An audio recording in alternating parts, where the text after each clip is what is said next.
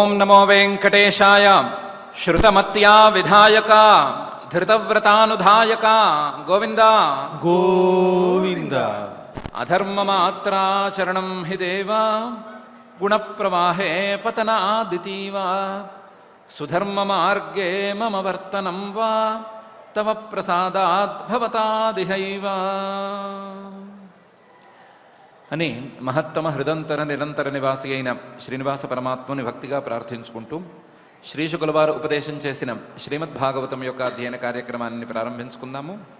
ప్రారంభంలో యథాప్రకారం ఆచార్యుల వారితో కలిసి ప్రార్థనా శ్లోకాలను చదువుకుని మంగళాచరణం చేసుకుందాం.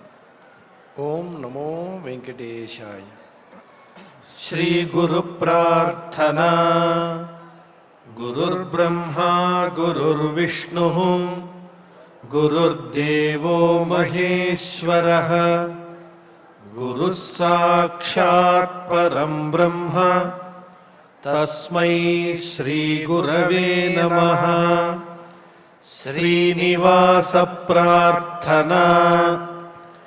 మణిభూషణ కంఠాయ గణితాఖిల జీవినే ఫణిశైల నివాసాయ శ్రీనివాసాయ తే నమః. అథ సంకల్పః. శ్రీమదాదివరాహ క్షేత్రే విరాజమానస్య నిత్యశుద్ధ బుద్ధ ముక్త స్వభావస్య లీలాగృహీత విగ్రహస్య శ్రీపద్మావతీ జానేః అనుగ్రహేణ అస్మాకం సర్వేషాం బుద్ధిశుద్ధ్యర్థం విద్యాభివృద్ధ్యర్థం భక్తిజ్ఞానవైరాగ్యాది తదనుకూల సర్వసంపత్సమృద్ధ్యర్థం శ్రీపరమేశ్వర ప్రీత్యర్థం శ్రీమద్భాగవత పాఠం కరిష్యామహే.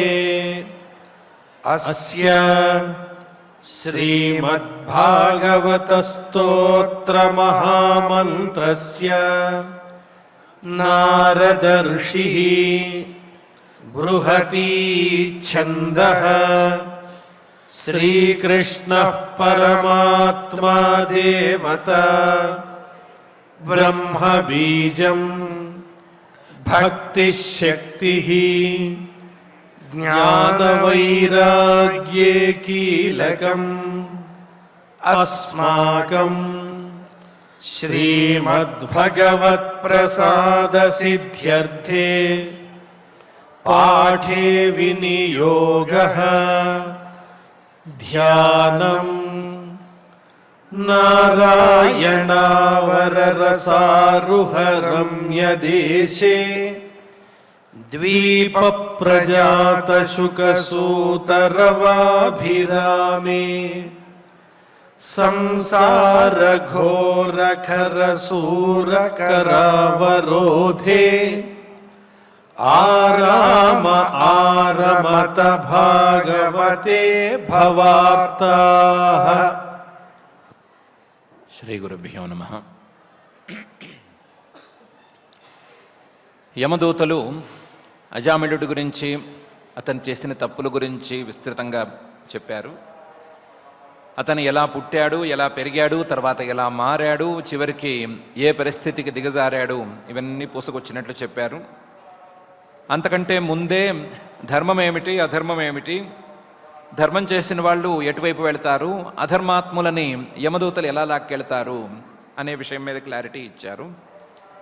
ఈ రెండిటినీ కలుపుకుంటే ఈ అజామిళుడు అనేటువంటి వాడు మా చేతికి చిక్కవలసిందే, మేము ఇతన్ని ఈడ్చుకు వెళ్ళవలసిందే, తీసుకెళ్ళి మా ధర్మరాజు గారి దగ్గర, యమధర్మరాజు గారి దగ్గర పడేయవలసిందే, ఆయన అక్కడ ఇతనికి దండం లేదా శిక్ష ఇవ్వవలసిందే, అప్పుడు కానీ ఇతనికి పరిశుద్ధి అనేది కాదు, చేసిన తప్పుల నుండి ఇతను విముక్తుడు కానేరడు అని చెప్పారు.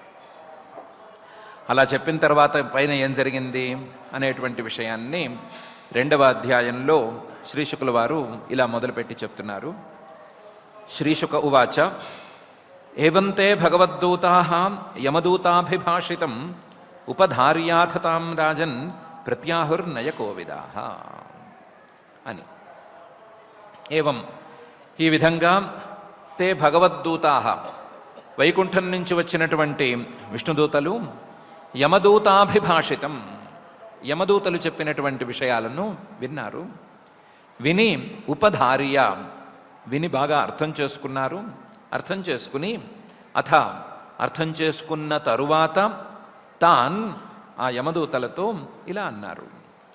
రాజన్ ఓ పరీక్షిత్తు, ప్రత్యాహు విష్ణుదూతలు యమదూతలు చెప్పిన దానికి పైనే చెప్పారు. వాళ్ళు చెప్పిన దానికంటే కూడా ఒక మెట్టు పైన మాటలే మాట్లాడారు. నయకోవిదాహ ఈ విష్ణుదూతలు మంచి న్యాయకోవిదులు, న్యాయం బాగా తెలిసిన వాళ్ళు. అందుకని న్యాయంగానే యమదూతలు చెప్పిన దాని మీద పైన మాట్లాడారు.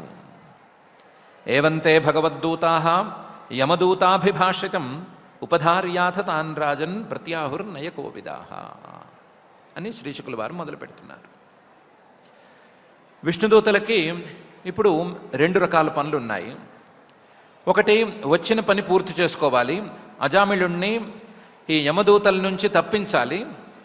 అదే సమయంలో యమదూతలు మాట్లాడినటువంటి ధర్మవాక్యాలకు ఎదురు చెప్పకుండా, వాళ్ళు చెప్పినటువంటి ధర్మాలను కాదనకుండా, వాళ్ళు చెప్పిన శాస్త్రీయమైన ధర్మాన్ని అంగీకరించి దానికంటే ఒక మెట్టు పైన మాట్లాడి పనిచేసుకోవాలి.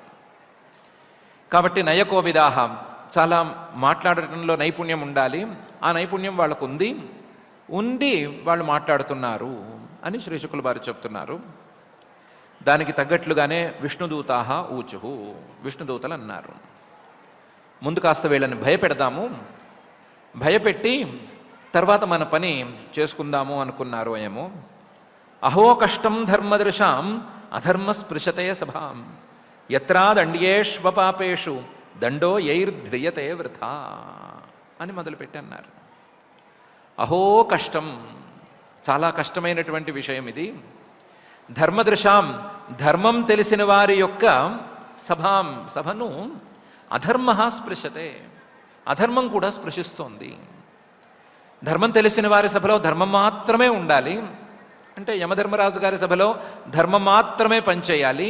కానీ అక్కడ అధర్మం ప్రవేశించింది. ఏమధర్మం ప్రవేశించింది? యత్ర ఆ సభలో అదండ్యేషు అపాపేషు దండః ధ్రియతే. అదండ్యేషు వాళ్ళు దండానికి యోగ్యం కాకపోయినా సరే వాళ్ళని శిక్షిస్తున్నారు. అపాపేషు పాపాలు చేయకపోయినా సరే వాళ్ళని శిక్షిస్తున్నారు. దండో యైర్ధ్రియతే ఆ సభలో ఉండేటువంటి పెద్దలందరూ కూడా వీళ్ళని శిక్షిస్తున్నారు.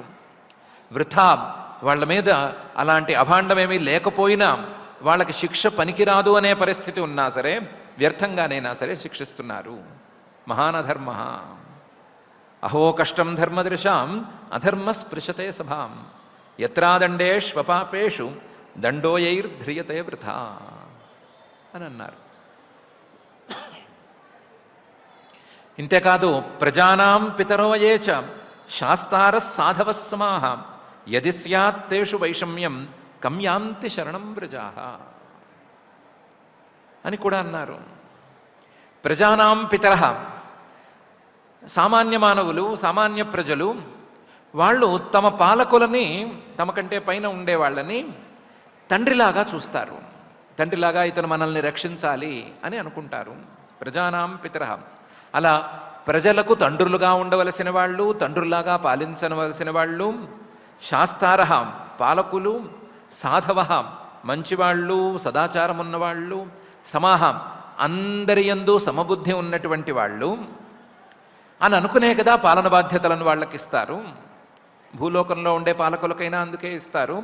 పైలోకాలలో ఆయా స్థానాలలో ఉండే పాలకులకు కూడా అందుకనే పాలనా పగ్గాలు ఇస్తారు. మరి ఇన్ని గుణాలున్నాయి అని అనుకుని ఈ విధంగా వ్యవహరిస్తారనుకుని వీళ్ళకి పాలనా పగ్గాలు ఇస్తే యది స్యాత్తేషు వైషమ్యం, వాళ్లలో కూడా వైషమ్యం అనేది చేరితే, అందులోనూ తప్పు చేయని వాళ్ళని దండించేటువంటి గుణమే గనక చేరితే కం యాంతి శరణం ప్రజా. ఇంకా సామాన్య ప్రజలు ఎవరిని శరణు వేడాలి? పాలకులందరూ ఇలాగే ఉంటే, పాలకులందరూ ధర్మాన్ని పట్టించుకోకుండా ఉంటే, పాలకులందరూ కూడా తప్పు చేయని వాడిని శిక్షించడానికే పూనుకుంటుంటే ఇంకా వీళ్ళు ఎటుపోతారు? పాపం అమాయక ప్రజలు ఎటుపోతారు?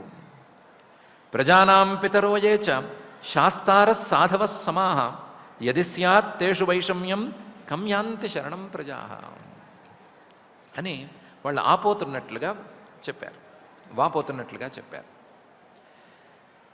మీరేదో భగవద్గీతలో ఒక శ్లోకం ఉదాహరించారు.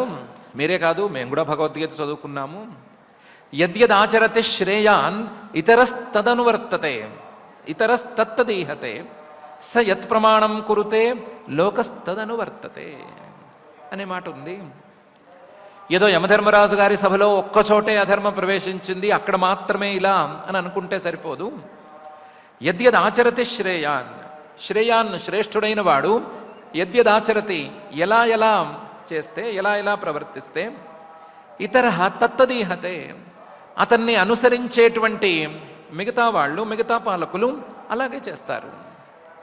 తప్పు చేయని వాణ్ణి కూడా దండించేటువంటి తప్పు గనక యమధర్మరాజు గారు చేస్తే మిగతా వాళ్ళు కూడా యమధర్మరాజు గారే చేయగలేంది, మనమేం చేస్తే తప్పేముంది అనుకుని తప్పు చేయని వాళ్ళని కూడా దండిస్తారు. ఇతర తత్తదీహతే స యత్ ప్రమాణం కురుతే. యమధర్మరాజు గారు దండించడానికి, లేదా మీరు యమలోకానికి తీసుకెళ్లి వీళ్ళని దండించడానికి ఇన్ని ప్రమాణాలను ఉదహరించారు కదా, అవే ప్రమాణాలను మిగతా వాళ్ళు కూడా ఉదహరిస్తారు. లోకస్తదనువర్తతే. లోకంలో ఉండేటువంటి పాలకులు కూడా ఇవే తప్పులు చేస్తారు, పట్టుకునే వాళ్ళు ఉండకుండా పోతారు. యద్యదాచరతి శ్రేయాన్ ఇతరస్తత్తదీహతే స యత్ ప్రమాణం కురుతే లోకస్తదనువర్తతే అని సర్వశాస్త్రార్థతత్వజ్ఞుడైనటువంటి యమధర్మరాజు గారి సభలో ఇది జరగటానికి వీల్లేదు. ఆయన సభలో ఈ తప్పు చేయని లేదా శిక్షకు అర్హత లేనటువంటి అజామిళుడికి శిక్ష పడటానికి వీల్లేదు అని చెప్పారు. ఇది కాక పాలకులు అనేవాళ్ళు ఏ స్థాయిలో ఉన్నాం, ఎక్కడ ఉన్నాం, ఎలా ఉన్నా సరే తమ ప్రజలని ఇబ్బంది పెట్టకూడదు అనేటువంటి నియమం ఒకటి ఉంది. యస్యాంకే శిర ఆదాయ లోకస్వపితి నిర్వృత స్వయం ధర్మమధర్మం వా నహి వేద యథా పశు. యస్యాంకే శిర ఆదాయ, పాలకుడు అనేవాడు ఒకడు ఉంటే వాడి ఒళ్ళో తల పెట్టుకుని, అంకే శిర ఆదాయ ఒడిలో తల పెట్టుకుని, లోకంలో ఉండేటువంటి సాధారణ ప్రజలందరూ కూడా స్వపితి పడుకుంటారు, నిద్రపోతారు. నిర్వృత నిశ్చింతగా పడుకుంటారు. మనం ఈయన ఒడిలో తలపెట్టుకుని పడుకున్నాము అన్నంత ధైర్యంగా రాజ్యంలో కానీ లేదా పాలనలో కానీ సుఖంగా ఉంటారు. మనకేమైనా కష్టం వస్తే పైవాడు చూసుకుంటాడు అనే నమ్మకంతో ఉంటారు. అలాంటిది ఆ పైవాడే గనక స్వయం ధర్మం అధర్మం వా నహి వేద, ఆ పైవాడికే గనక ధర్మం అధర్మం అనే రెండు తెలియకపోతే, ధర్మం అధర్మం ఈ రెండిటికీ తేడా తెలియకుండా పోతే, ఆ పైవాడికి యథా పశు, పశువులాగా పైవాడే ప్రవర్తిస్తే, పాలకుడే ప్రవర్తిస్తే, పాపం ఆ పాలకుడి ఒళ్ళో తల పెట్టుకుని పడుకున్న వాళ్ళు ఏమైపోతారు? యస్యాంకే శిర ఆదాయ లోకస్వపితి నిర్వృత స్వయం ధర్మం అధర్మం వా నహి వేద యథా పశు. పాలనా బాధ్యతలను చేపట్టిన వాడే గనక ధర్మాధర్మాల విచక్షణ లేకుండా ప్రవర్తిస్తే, పశువులా ప్రవర్తిస్తే పాలనలో ఉన్నటువంటి ప్రజలు ఏమైపోతారు? సకథం న్యర్పితాత్మానం కృతమైత్రమచేతనం విశ్రంభణీయో భూతానాం సఘృణో ద్రోగ్ధుమర్హతి. అసలు పాలనా బాధ్యతలను చేపట్టినవాడు, నేను పాలకుడిని అనేటువంటి మాటతో ఆ ప్రతిజ్ఞతో దిగినవాడు, న్యర్పితాత్మానం తన మీద విశ్వాసం ఉంచిన వాళ్లను, కృతమైత్రం తనతో స్నేహంగా ఉన్నటువంటి వాళ్లను, అచేతనం తనకంటే తెలివి తక్కువగా ఉన్నటువంటి వాళ్లను, విశ్రంభణీయ వాళ్ళందరికీ విశ్వాసపాత్రుడై ఉండి కూడా, భూతానాం అలాంటి వాళ్ళందరికీ కూడా విశ్వాసపాత్రుడై ఉండి కూడా, సఘృణ దయతో ఉండి కూడా ద్రోగ్ధుమర్హతి, ద్రోహం ఎలా చేయగలడు? కథం ఎలా చేయగలడు? పాలనా బాధ్యతలు తీసుకున్నవాడు నేను అందరికీ సమన్యాయం పాటిస్తాను అనేటువంటి ప్రతిజ్ఞ చేసి దిగినవాడు తప్పు చేయని వాళ్ళను కూడా దండించే మాటే అయితే అది ద్రోహమే కదా. అలాంటి ద్రోహానికి పాలకుడు అనేవాడు ఎలా ఒడిగడతాడు? మీ రాజుగారు దీనికి ఎలా ఒప్పుకుంటారు? సకథం న్యర్పితాత్మానం కృతమైత్రమచేతనం విశ్రంభణీయో భూతానాం సఘృణో ద్రోగ్ధుమర్హతి. ఏంటి మీకు దయ లేదా? మీకు దయ అనే మాటే లేదా? లేకపోతే మీ మీద విశ్వాసం మిగతా వాళ్ళకు ఉంది అనేటువంటి విషయం మీకు తెలియదా? లేదా వాళ్ళు విశ్వాసంతో తమను తాము మీకు అర్పించుకున్నారు అనే విషయం మీకు తెలియదా? మీ పాలనలో ఉన్నవాళ్ళు మీ మీద మైత్రీభావంతో ఉన్నారు అనే సంగతి తెలియదా? వాళ్ళు మీకంటే తెలివి తక్కువ వాళ్ళని మోసం చేయకూడదు అనే మాట తెలియదా? ఏం తెలియదని ఈ తప్పు చేస్తున్నారు అని అడిగారు. మిగతా వాళ్ళ గురించి మాకు అక్కర్లేదు, మాకు ఈ కేసే కావాలి ప్రత్యేకించి. మీరు ఇతను చేసిన తప్పుల చిట్టా మొత్తం విప్పారు. మేం చెప్తున్నాము, అయం హి కృత నిర్వేష జన్మకోట్యంహసామపి యద్వ్యాజహార వివశ నామస్వస్త్యజనం హరే అని ఇతని విషయంలో ప్రత్యేకించి చెప్తున్నాము అని విష్ణుదూతలు అంటున్నారు. మీరన్నారు ఈ జన్మలో మంచి వంశంలో పుట్టి మంచి చదువుకుని తర్వాత పాడైపోయాడు అని. పాడైపోయిన వాడు ఆ పాడును సరిపుచ్చుకోవటానికి చేయలేనన్ని పాపాలన్నీ చేశాడు, లెక్కలేని పాపాలు చేశాడు అని మీరన్నారు. చేసిన పాపాలకి ప్రాయశ్చిత్తం అనేది జరగలేదు అని కూడా చెప్పారు. ప్రాయశ్చిత్తం లేదు కాబట్టే తీసుకెళ్తున్నాము అని కూడా వాక్కురుచ్చారు. మేం చెప్తున్నాము, అయం హి ఇతను కృత నిర్వేష, ప్రాయశ్చిత్తం చేసుకున్నాడు. ఏ తప్పుకు ప్రాయశ్చిత్తం చేసుకున్నాడు అంటే ఒక తప్పుకు ప్రాయశ్చిత్తం చేసుకున్నాడు అని కాదు, ఒక జన్మలో చేసిన తప్పులకు ప్రాయశ్చిత్తం చేసుకున్నాడు అని కూడా కాదు. జన్మ కోట్యంహసామపి, కోటి జన్మల లేదా కోట్ల జన్మలలో చేసినటువంటి పాపాలన్నిటికీ కూడా ప్రాయశ్చిత్తం చేసుకున్నాడు. జన్మ కోట్యంహసామపి. ఏమా ప్రాయశ్చిత్తం? యద్వ్యాజహార, ఇతను పలికాడు. ఏం పలికాడు? నామ, పేరు పలికాడు. ఎవరి పేరు పలికాడు? హరేహే, శ్రీహరి యొక్క పేరు పలికాడు. నారాయణ అని పలికాడు. స్వస్త్యజనం, పలికితేనే అన్ని రకాల మంగళాలను ఇచ్చేటువంటి ఆ పేరును ఇతను వ్యాజహార పలికాడు.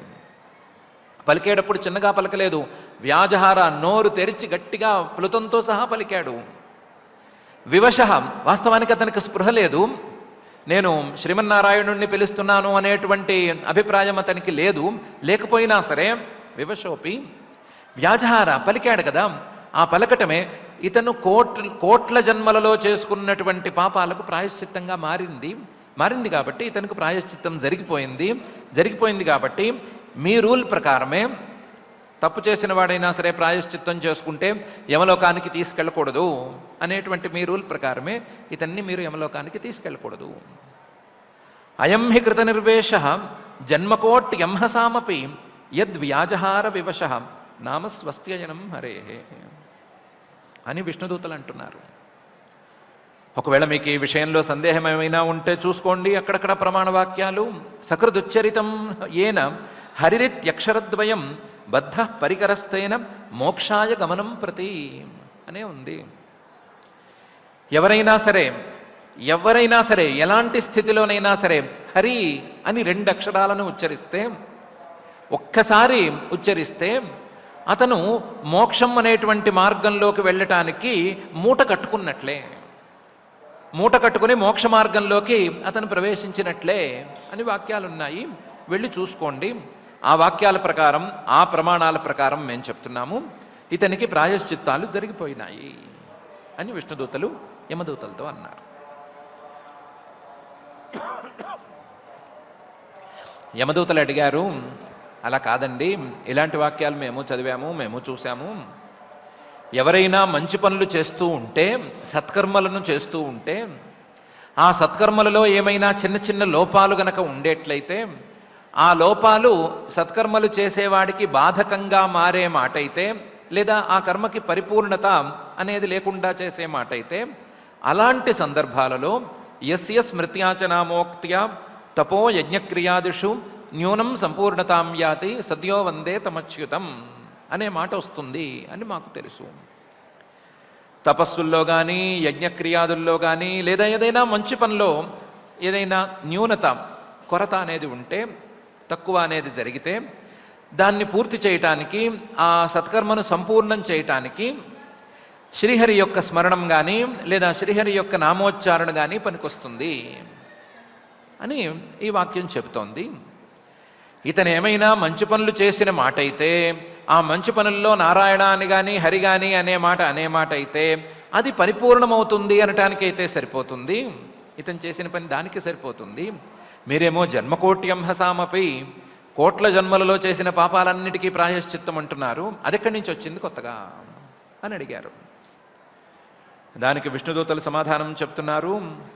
ఏతేనైవ హ్యఘోనోస్య కృతం స్యాదఘ నిష్కృతం యదా నారాయణాయేతి జగాద చతురక్షరం అని. ఏతేనైవ మీరు చెప్పిన ఆ నారాయణ అనేటువంటి పదంతోనే, ఏతేనైవ హి అఘోన కేవలం పాపభూయిష్టమైన జన్మతోనే బతికినటువంటి ఇతనికి, మహాపాపాత్ముడైనటువంటి ఈ అజామిళుడికి, అస్య కృతం ఈ అజామిళుడు చేసినటువంటి పాపం మొత్తానికి కూడా అఘ నిష్కృతం ప్రాయశ్చిత్తం అనేది జరిగిపోయింది. ఈ 4 అక్షరాలతోనే పాపాలకు కూడా ప్రాయశ్చిత్తం అనేది జరిగిపోయింది. యత్ ఎందుకంటే ఆ కొద్దిగా ఏదో ఒక్కసారి, అది కూడా పిల్లవాడిని పిలవటానికి అనేటువంటి వ్యాజంతో నారాయణాయ అని పిలిచాడు. నారాయణ ఆయా రా రా రా అని పిలిచాడు. దూరంగా ఆడుకుంటున్న పిల్లవాడిని దగ్గరికి రమ్మని పిలిచాడు. అది నారాయణ ఆయా అనే 2 పదాలుగా మారి నారాయణుడికి చేరిపోయింది. జగాద చతురక్షరం, ఇతను ఈ 4 అక్షరాల పేరుని ఉచ్చరించేశాడు. ఈ 4 అక్షరాల పేరును ఉచ్చరించిన మాత్రానే ఆ ఆయా రానో పోనో ఎక్కడున్నావనో ఇలాంటి మాటలతో సంబంధం లేకుండా, వాక్యం పరిపూర్ణమైందా లేదా అనే మాటతో కూడా నిమిత్తం లేకుండా అది ప్రాయశ్చిత్తంగా మారిపోయింది. ప్రాయశ్చిత్తంగా మారిపోయింది కాబట్టే మేము చెప్తున్నాము ఇతనికి తప్పులు లేవు అని. ఏతేనైవ హి అఘోనోస్య కృతం స్యాదఘ నిష్కృతం యత్ ఆ నారాయణ ఆయా ఇది జగాద చతురక్షరం అని విష్ణుదూతలు చెప్తున్నారు. కావాలంటే దీనికి వాక్యాలు చూసుకోండి, మీరు సరిగ్గా చూడలేదేమో.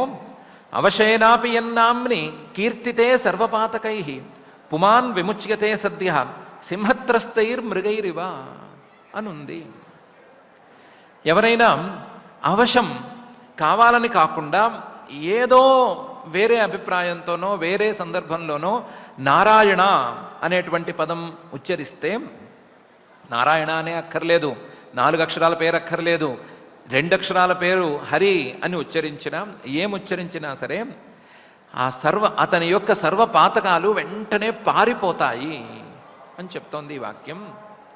ఎంతగా పారిపోతాయి అంటే, జింకల గుంపులుగా అడవిలో మేస్తూ ఉంటే ఒక్క సింహం వచ్చిన వెంటనే ఈ గుంపులన్నీ, మందలన్నీ కూడా విడిపోయి పారిపోయినట్లుగా, ఎక్కడివక్కడ పారిపోయినట్లుగా పాపాలన్నీ ఎక్కడికక్కడ పారిపోతాయి అని వాక్యం చెప్తోంది. ఆ వాక్యం చెప్తున్న మాటనే మేము చెప్తున్నాము. ఈ నారాయణ అనేటువంటి పిలుపుతో ఇతనికి పాపాల ప్రాయశ్చిత్తం అనేది జరిగిపోయింది అని విష్ణుదూతలు చెప్తున్నారు. అదట కుదురుతుందండి. ప్రాయశ్చిత్తం అంటే అదో పెద్ద ప్రాసెస్ కదా. ఆ ప్రాసెస్ లేకుండా ఎవరినో ఏదో పిలుస్తూ ఉంటే దాన్ని తీసుకెళ్ళి ప్రాయశ్చిత్తంగా చేస్తాం, అందులోనూ కోట్ల జన్మల పాపాలకి ఇది ఒక్కటే ప్రాయశ్చిత్తం అని ఎలా సర్దేస్తారు అని యమదూతలు అడిగారు. దానికి విష్ణుదూతలు సమాధానం చెప్తున్నారు. స్థేన సురాప మిత్రధృక్ బ్రహ్మ గురుతల్పగ స్త్రీ రాజ పితృ గో హంత ఏచ పాతకినో పరే. పాపాలు ఎన్ని రకాలుగా ఉండొచ్చు, పాపాలు చేసిన వాళ్ళు ఎన్ని రకాలుగా ఉండొచ్చు చూసుకోండి.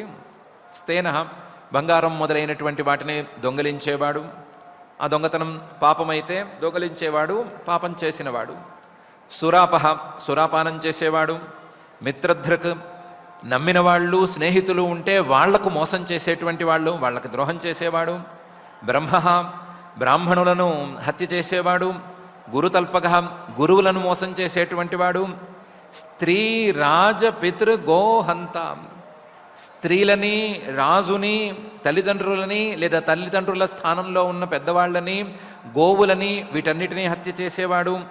ఇది కాక అపరే మిగతా రకరకాల పాపాలు, వేదనింద చేయటం, దేవనింద చేయటం, ఇలాంటి పాపాలు చేసేవాళ్ళు.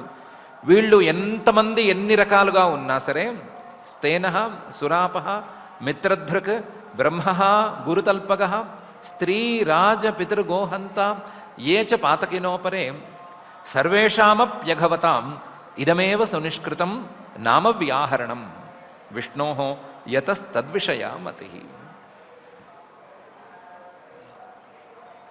సర్వేషామపి ఎంతటి పాపం చేసినా సరే, ఎలాంటి పాపం చేసినా సరే, అఘవతాం ఆ పాపం చేసిన వాళ్ళందరికీ కూడా ఇదమేవ ఇదే సునిష్కృతం మంచి ప్రాయశ్చిత్తం. ఏమిటిది? నామ వ్యాహరణం, శ్రీమన్నారాయణుడి యొక్క పేరుని ఉచ్చరించటం, నామ వ్యాహరణం. ఈ నామ వ్యాహరణం అనేది గనక జరిగితే విష్ణో యత తద్విషయా మతి. ఈ నామ వ్యాహరణం అనేది గనక ఒక్కసారి జరిగిపోతే శ్రీమన్ మహావిష్ణువు యొక్క మనసులో ఇతని మీద ఒక అభిప్రాయం అనేది ఏర్పడుతుంది.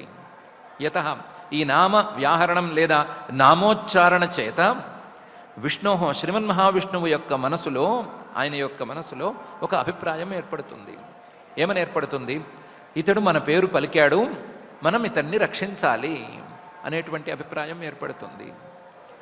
అలా ఏర్పడేందుకు వీలుగా ఉంటుంది కాబట్టే శ్రీమన్ మహావిష్ణువే రక్షించటానికి పూనుకుంటాడు కాబట్టే, ఆయనే వీడిని రక్షించాలి అని నిర్ణయించేస్తాడు కాబట్టే నామ వ్యాహరణం లేదా నామోచ్చారణం అనేది సర్వపాపాలకు ప్రాయశ్చిత్తం అని చెప్తున్నాము అని విష్ణుదూతలు అంటున్నారు. సర్వేషామప్యఘవతాం ఇదమేవ సునిష్కృతం నామ వ్యాహరణం విష్ణో యత తద్విషయా స్మృతి తద్విషయా మతి అని విష్ణుదూతలు అంటున్నారు. ఇదేదో తేడాగా ఉన్నట్లుంది అని వినేవాళ్ళ మనస్సుల్లో అభిప్రాయం రావచ్చు. ఇదేదో కన్ఫెషన్ను ఇటువైపుకి వెళుతున్నట్లుగా ఉంది, ఎన్ని పాపాలైనా చేసేయచ్చు, చివరికి లాస్ట్ అండ్ ఫైనల్గా నారాయణ అని 4 అక్షరాలు పలికేసేయచ్చు, సారీ చెప్పినట్లే అయిపోతుంది, మొత్తం ఉన్న పాపాలన్నీ కొట్టుకుపోతాయి, చాలా సింపుల్గా ఉంది, మిగతా వాటికంటే మనదే బాగుంది అనే అభిప్రాయం రావచ్చు. అలాంటి అభిప్రాయాలు, అలాంటి దురభిప్రాయాలు కలగకుండా ఉండటానికి విష్ణుదూతలు నయకోవిదాహ చక్కగా లాజికల్గా మాట్లాడేటువంటి విష్ణుదూతలు పై శ్లోకాలలో మంచి మాటలు చెప్తున్నారు. ననిష్కృతైరుదితైర్బ్రహ్మవాదిభిః తథా విశుద్ధ్యత్యఘవాన్ వ్రతాదిభిః యథా హరేర్నామపదైరుదాహృతైః తదుత్తమ శ్లోక గుణోపలంభకం అని.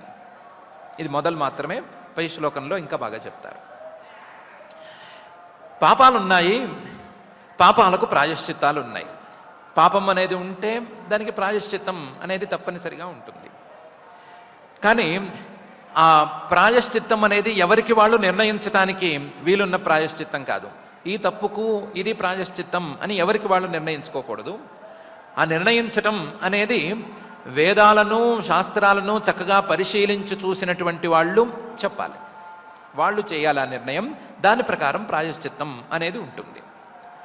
వేదశాస్త్రాలను చక్కగా పరిశీలించినటువంటి మనువు మొదలైనటువంటి వాళ్ళు ఈ ప్రాయశ్చిత్తాలను చెప్పటానికి అర్హులు, మిగతా వాళ్ళకి అలాంటి అర్హత లేదు. కానీ నిష్కృతై ఉదితై బ్రహ్మవాదిభి, మన్వాదులు కావచ్చు, వాళ్ళు వేదశాస్త్రాలను పరిశీలించే చెప్పచ్చు, ఆ వేదశాస్త్రాలలో ఉండేటువంటి ప్రాయశ్చిత్తాలనే వాళ్ళు కూడా చెప్పచ్చు. బ్రహ్మవాదిభి ఉదితై నిష్కృతై. కానీ ఆ నిష్కృతై, ఆ ప్రాయశ్చిత్తాలతో అఘవాన్ పాపాత్ముడు తథా న విశుద్ధ్యతి, అంతగా పరిశుద్ధిని పొందడు.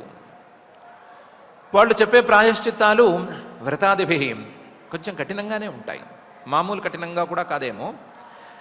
12 సంవత్సరాల పాటు ప్రాయశ్చిత్తం చేయాలి, ఏదో చాంద్రాయణం చేయాలి, ఇంకోటి ఏదో చేయాలి, కృచ్ఛ్రం చేయాలి అని రకరకాలుగా ప్రాయశ్చిత్తాలు చెప్తారు. కొన్ని తప్పులకైతే 12 సంవత్సరాల పాటు కొన్ని నియమాలు చెప్పి ఈ నియమాలను పాటించాలి అని చెప్తారు. చాంద్రాయణం అనో మహాప్రాయశ్చిత్తం ఉంది. శుక్లపాడ్యమి అంటే అమావాస్య మరునాడు ఒక ముద్ద అన్నం తినాలి, ఒకే ముద్ద ఒక సైజులో అన్నం తినాలి. దాని మరుసటి రోజు 2 ముద్దలు, అదే సైజులో ఉండే 2 ముద్దలు, మరుసటి రోజు 3 ముద్దలు, అలా పౌర్ణమికి 15 ముద్దల వరకు వెళ్ళొచ్చు. మళ్ళీ పౌర్ణమి నుంచి మరుసటి రోజు నుంచి ఒక్కొక్క ముద్ద తగ్గించుకుంటూ 14, 13, 12 ఇలా తగ్గించుకుంటూ అమావాస్యకు వచ్చేసరికి 0 అని చేయాలి. ఇది ఒక ప్రాయశ్చిత్తం. కొన్ని తప్పులకి ఇలాంటి ప్రాయశ్చిత్తాలు 30-40 సులభంగా చెప్తారు. ఇలాంటి చాంద్రాయణాలు, కృచ్ఛ్రాలు ఇవన్నీ చాలా కఠినమైనటువంటి నియమాలతో చాలానే ఉంటాయి. ఎంత వ్రతాదిభి, ఎన్ని కఠినమైన ప్రాయశ్చిత్తాలైనా, ఎంత శరీరాన్ని శోషింపజేసి ఈ తప్పు మనం ఎందుకు చేశాము, ఈ తప్పు చేసి ఈ ప్రాయశ్చిత్తం చేసుకోవటం కంటే జన్మలో ఈ తప్పు చేయకుండా ఉంటేనే బాగుండు అని అనిపించేటువంటి ప్రాయశ్చిత్తాలు ఎంతటివైనా సరే తథా న విశుద్ధ్యతి, అంతగా అతను పరిశుద్ధిని పొందడు, విశుద్ధి అనేది రాదు. అదే హరేర్ నామపదైరుదాహృతై, శ్రీమన్నారాయణుడి యొక్క నామపదాలు, నామవాక్యాలు కూడా కాదు, నామపదై ఉదాహృతై, ఉచ్చరిస్తే వచ్చేటువంటి శుద్ధి ఈ ప్రాయశ్చిత్తాల వల్ల రాదు. నామపదై, నామవాక్యం అక్కర్లేదు, హరయే నమః అక్కర్లేదు, అసలు హరయే అనే విభక్తి కూడా అక్కర్లేదు. హరి అంటే చాలు. నారాయణాయ నమః లేదా నారాయణం వందే, నారాయణం ఆశ్రయామి, నారాయణం భజే, ఇవేం అక్కర్లేదు, నారాయణ చాలు. దానికి సంబోధన ఇంకోట ప్రాతిపదిక అనే విచారణ కూడా లేదు. నామపదై, పదం మాత్రం ఉంటే చాలు. నామపదై ఉదాహృతై హరై చాలా విశుద్ధి అనేది కలుగుతుంది. ఎందుకు విశుద్ధి కలుగుతుంది అంటే తదుత్తమ శ్లోక గుణోపలంబకం.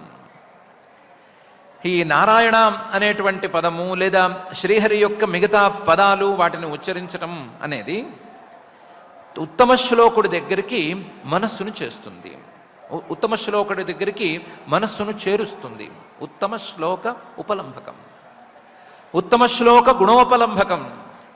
ఒకే నారాయణుడి కదా, ఈ నారాయణుడికి నారాయణ అనే పేరు, హరి అనే పేరు, 2 పేర్లు ఎందుకు వచ్చినాయి అనే విచారణ గనక ప్రారంభమైతే నారాయణ అనే పేరులో స్వారస్యం ఏంటి, దీనికి అర్థం ఏంటి, హరి అనే పేరుకు ఉండేటువంటి స్వారస్యం ఏంటి, లేదా కేశవ, మాధవ ఈ పేర్లకు ఉండేటువంటి అర్థం ఏంటి, స్వారస్యం ఏంటి, దానివల్ల వచ్చేటువంటి గుణం ఏంటి అనే ఆలోచన మెల్లగా కలిగితే కలగగా ఆ శ్రీమన్నారాయణుడి యొక్క గుణాలను కూడా ఇది దగ్గరకు చేస్తుంది. నామోచ్చారణ అనేది భగవంతుడి వైపుకి ఈ సామాన్య మానవుడి లేదా పాపాలు చేసినటువంటి పాపాత్ముడి యొక్క మనస్సును తిప్పుతుంది. అలా తిప్పుతుంది కాబట్టి, భగవంతుడి వైపుకు తిప్పుతుంది కాబట్టి ఇది మిగతా వ్రతాల కంటే, మిగతా ప్రాయశ్చిత్తాల కంటే గొప్ప ప్రాయశ్చిత్తం అని చెప్తున్నాము అని విష్ణుదూతలు అంటున్నారు. న నిష్కృతై ఉదితై బ్రహ్మవాదిభి తథా విశుద్ధ్యతి అఘవాన్ వ్రతాదిభి యథా హరేర్నామపదైరుదాహృతై తదుత్తమ శ్లోక గుణోపలంబకం అనే ఈ శ్లోకంలో. దాన్నే ఇంకొంచెం అభిప్రాయ వర్ణనతో పై శ్లోకంలో చెప్తున్నారు. నైకాంతికం తద్ధి కృతేపి నిష్కృతే మనః పునర్ధావతి చేదసత్పథే తత్కర్మ నిర్హారమభీప్సతాం హరేః గుణానువాద ఖలు సత్వభావన అని చెప్తున్నారు. ప్రాయశ్చిత్తాలను తక్కువ చేయటం అనేది అభిప్రాయం కాదు. ప్రాయశ్చిత్తాలు చెప్పినటువంటి మహానుభావుల్ని తక్కువ చేసి చూపించటం అనేది కూడా మా అభిమతం కాదు. ప్రాయశ్చిత్తాలు చేసే పనేంటి, ఈ నామోచ్చారణ చేసే పనేంటి అనే ఈ రెండిటికీ ఉండే తేడాను చూపించడమే మా లక్ష్యం అని అంటున్నారు ఈ శ్లోకంలో. ప్రాయశ్చిత్తాలు న ఏకాంతికం తద్ధి కృతేపి నిష్కృతే. నిష్కృతే ప్రాయశ్చిత్తం అనేది గనక జరిగితే తర్వాత మళ్ళీ ఇంకొకసారి ఆ తప్పు జరగదు అనేటువంటి నిర్ణయం ఏమీ లేదు. నిష్కృతే ప్రాయశ్చిత్తం జరిగింది, కృతేపి ప్రాయశ్చిత్తం చక్కగా జరిగింది, కానీ న ఐకాంతికం ఇక మీద తప్పు జరగనే జరగదు, ఇతని మనసు పూర్తిగా పరిశుద్ధమైపోయింది అని చెప్పడానికి ఏమీ లేదు. అందువలన ప్రాయశ్చిత్తం అనేది పూర్తి ప్రభావాన్ని చూపించలేకుండా ఉంది. అందువల్లే మనః పునర్ధావతి, మనస్సు మళ్ళీ ఆ తప్పు చేయటానికి పూనుకుంటోంది. కొన్నిసార్లు జైలు నుంచి తిరిగి వచ్చిన వాళ్ళు మళ్ళీ అదే తప్పు చేసి జైలుకి వెళ్ళటం అనేది చూస్తూనే ఉన్నాం కదా. జైల్లో శిక్ష వేశారు, పాపం ఇబ్బంది పెట్టారు, చిప్పకూడు పెట్టారు, పెట్టినా సరే పోన్లే మళ్ళీ పర్వాలేదు ఇంకోసారి వెళదాము, వీడి మీద ఈ కోపం తీర్చేసుకుందాము అని అనుకోవట్లేదా? ఆ శిక్ష అనేది ఆ వ్యక్తి యొక్క మనస్సులో పరివర్తనను ఏర్పాటు చేయలేదు. అలాగే కొన్ని సందర్భాలలోనైనా ప్రాయశ్చిత్తం అనేది పూర్తి మానసిక పరివర్తనను చేయలేకపోవచ్చు. చేయదు అని చెప్పడానికి ఏమీ లేదు, కానీ చేస్తుంది అనే నిర్ణయం మాత్రం లేదు. నా ఐకాంతికం మనః పునర్ధావతి చేద్ అసత్పథే, మనస్సు మళ్ళీ తిరిగి ఆ తప్పు చేయటానికి పరిగెడుతోంది అనే విషయం గనక నిజమైతే, ఈ విషయం గనక అందరికీ అనుభవంలో ఉంటే ప్రాయశ్చిత్తం అనేది ఐకాంతికం. ఒకసారి ప్రాయశ్చిత్తం చేస్తే ఆ తప్పు మళ్ళీ జరగదు అనే మాట లేనే లేదు. అందువల్ల తత్ కర్మ నిర్హారం అభీప్సతాం, ఒకసారి తప్పు చేశాము, ఆ తప్పు ఇంక మీద జరగకూడదు అనే కనుక కోరికుంటే అభీప్సతాం గుణానువాద ఖలు సత్వభావన. ఈ కోరిక ఉంటే ఈ కోరిక ఎలా తీర్చుకోవాలి అంటే మనస్సును శుద్ధి చేసుకుని తీర్చుకోవాలి. మనస్సును శుద్ధి చేసేది ఏది అంటే గుణానువాద ఖలు, ఆ శ్రీహరి యొక్క గుణాలను మనస్సులో అనుకోవటం అనేదే కదా మనస్సును శుద్ధి చేస్తుంది. మనస్సును శుద్ధి చేయగా మనస్సును ఈ నామోచ్చారణ, ఆ నామోచ్చారణ ద్వారా పైన జరిగేటువంటి పరిణామాలు ఇవన్నీ మనస్సును శుద్ధి చేయగా మనస్సులో పరివర్తన ఏర్పడి ఆ పరివర్తన ద్వారా తప్పులు చేయకుండా ఉంటాడు. సింపుల్ ప్రాసెస్లో చెప్పుకుంటే నామోచ్చారణ చేయగా ఒకే వ్యక్తికి ఇన్ని పేర్లు ఎందుకు అనే ప్రశ్న వస్తుంది. ప్రశ్న వస్తే ఒక్కొక్క పేరుకి ఒక్కొక్క అర్థం ఉంది అనేటువంటి భావన మనసుకు తోస్తుంది. ఆ అర్థంలో ఉండేటువంటి గుణం, శ్రీహరి తాలూకు గుణం మనసుకు హత్తుకుంటుంది. హత్తుకోగా ఈయన మనకు ఎంత ఆప్తుడు అనే విషయం ఎక్కుతుంది. ఈయన మనకు ఆప్తుడైనప్పుడు ఈయన చెప్పినట్లుగా నడుచుకోవాలే తప్ప, ఈయన చెప్పినట్లుగా ధర్మంగా ఉండాలే తప్ప మనం తప్పులు చేయకూడదు, అధర్మం చేయకూడదు అనేటువంటి అభిప్రాయం వస్తుంది. ఆ అభిప్రాయం ఒకసారి గనక వస్తే తప్పులు జరగవు. జైల్లో జైలర్ ఎంత శిక్షలు వేసినా మాట వినకపోవచ్చు, కరుడు కట్టిన నేరస్తుడైనా కావచ్చు. తనకు ఇష్టమైనటువంటి తల్లో తండ్రో చెబితే కనీసం ఒక్క అంశంలోనైనా సరే మారకపోతాడా? వాళ్ళ మీద ఇతనికి నిజమైన ప్రేమ అనేది ఉంటే, వాళ్ళ మీద కూడా ప్రేమ లేకపోతే చేయగలిగింది ఏమీ లేదు, కానీ వాళ్ళ మీద ప్రేమ అనేది ఉంటే వాళ్ళు చెప్పింది ఒక్కటైనా వినకుండా పోతాడా? ఒక్కటి నా కోసం ఈ పని చెయ్యి, ఈ తప్పు చేయొద్దు అంటే చేయకుండా ఉంటాడు కదా. అలాగే పరమాత్మ మీద నిజమైన ప్రేమను ఈ నామోచ్చారణ ద్వారా పెంచుకుని ఉన్నటువంటి ఈ పాపాత్ముడు తన పాప సంకల్పాలన్నిటినీ పోగొట్టుకుని మనసులోంచి వాటన్నిటినీ తీసేసుకుని సత్ప్రవర్తనను తెచ్చుకోవచ్చు. మళ్ళీ అసన్మార్గం, అధర్మ మార్గంలోకి వెళ్లకుండా ఉండొచ్చు. ఇది నామోచ్చారణకు ఫలితంగా ఉండేందుకు అవకాశం ఉంది. ఇది ఐకాంతికం, ఇది నిశ్చయంగా జరుగుతుంది. కానీ ఇదే నిశ్చయం ప్రాయశ్చిత్తాల విషయంలో లేదు. అందువల్ల ప్రాయశ్చిత్తాల కంటే ఒక మెట్టు ఎక్కువ కిందనే ఈ నామోచ్చారణను చెప్తున్నాము అని విష్ణుదూతలు అంటున్నారు.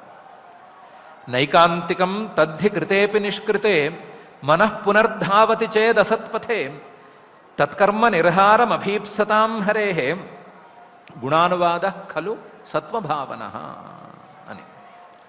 కాబట్టి తప్పులు చేశాము, నారాయణ అనేటువంటి 4 అక్షరాలు పలికేశాము, తప్పులన్నీ పోయినాయి అనే వైపుగా దీన్ని అర్థం చేసుకోకూడదు. ఈ నామోచ్చారణ చేసేటువంటి పరిణామాన్ని, మనసులో మార్పుని, పరివర్తనని, వీటిని దృష్టిలో పెట్టుకుని ఈ నామోచ్చారణకు మాహాత్మ్యాన్ని చెప్తున్నారు అనే అర్థం చేసుకోవాలి అని విష్ణుదూతలు స్పష్టంగానే చెప్తున్నారు. అందువల్ల అథైనం మాపనయత కృతాశేషాఘ నిష్కృతం యదసౌ భగవాన్నామ మ్రియమాణ సమగ్రహీత్ అని విష్ణుదూతలు యమదూతలతో అన్నారు. అథ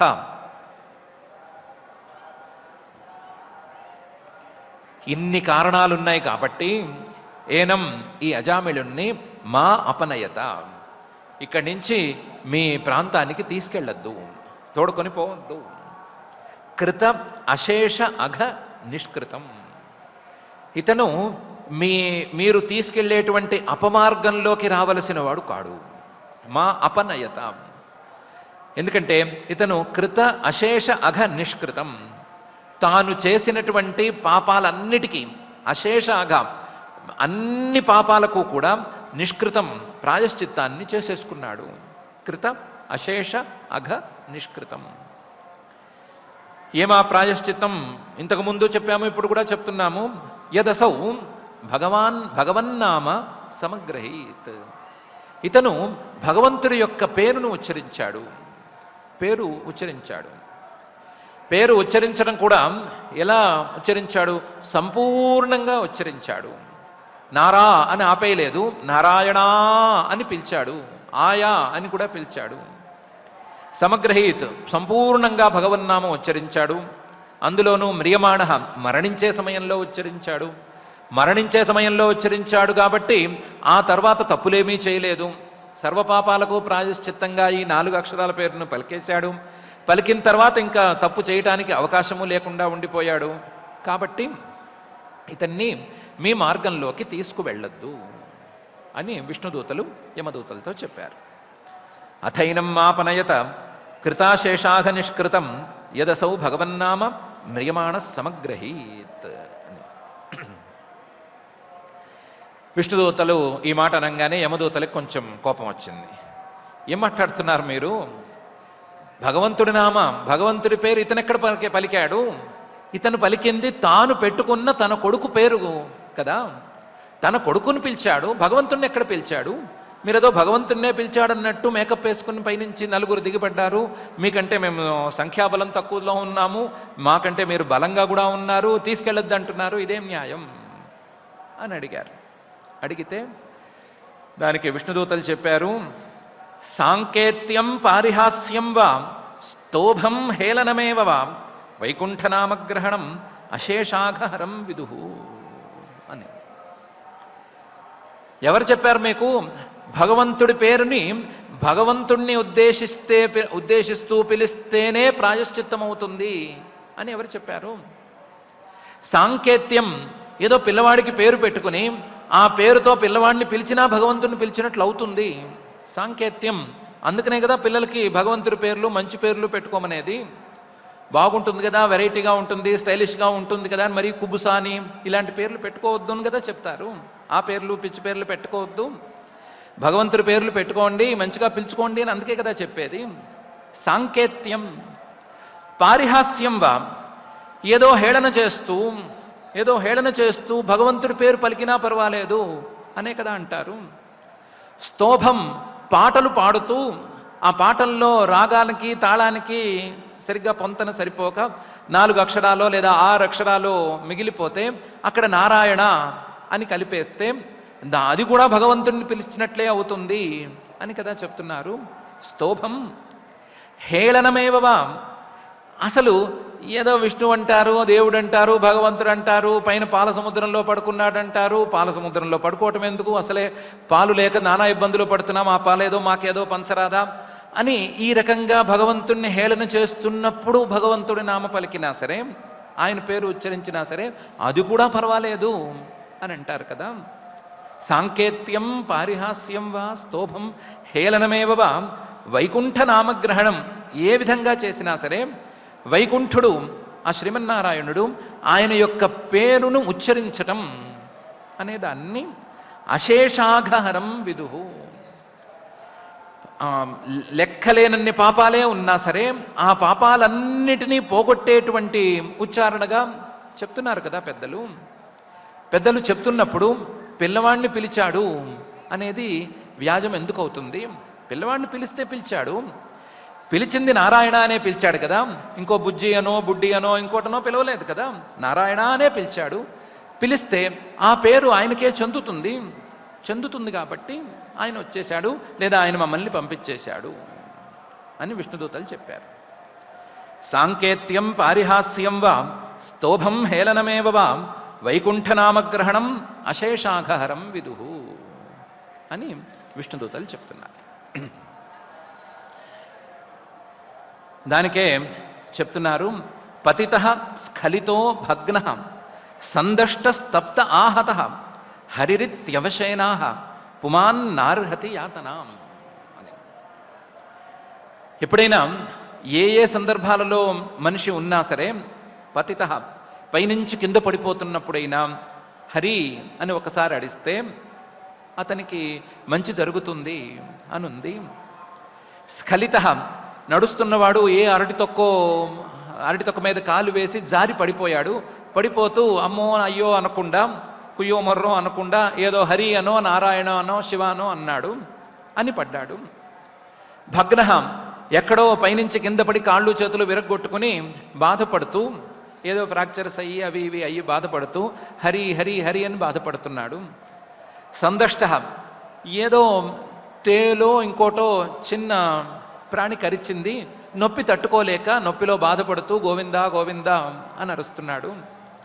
తప్త జ్వరం వచ్చి ఒళ్ళంతా కాలిపోతోంది, నేతికిన్న పెట్టి కాచుకోవచ్చు అంత జ్వరం వచ్చింది. ఆ జ్వరాన్ని ఆ వేడిని తట్టుకోలేక ఆ బాధతో హరిహరి అంటున్నాడు.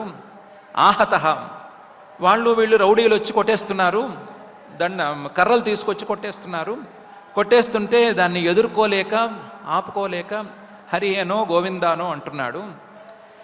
ఇలా అవశయన అనుకోకుండా కావాలని అనకుండా కూడా హరి అన్నటువంటి వాడు హరిహి ఇది అవశయన ఆహా.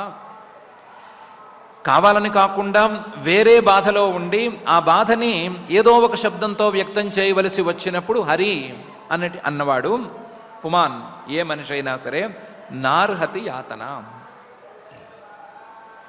యమయాతనని కానీ వేరే యాతనని కానీ ఏ యాతనని అస్సలు పొందడు, ఏ యాతనకి ఇతను అర్హుడు కాడు అని ఉంది కదా.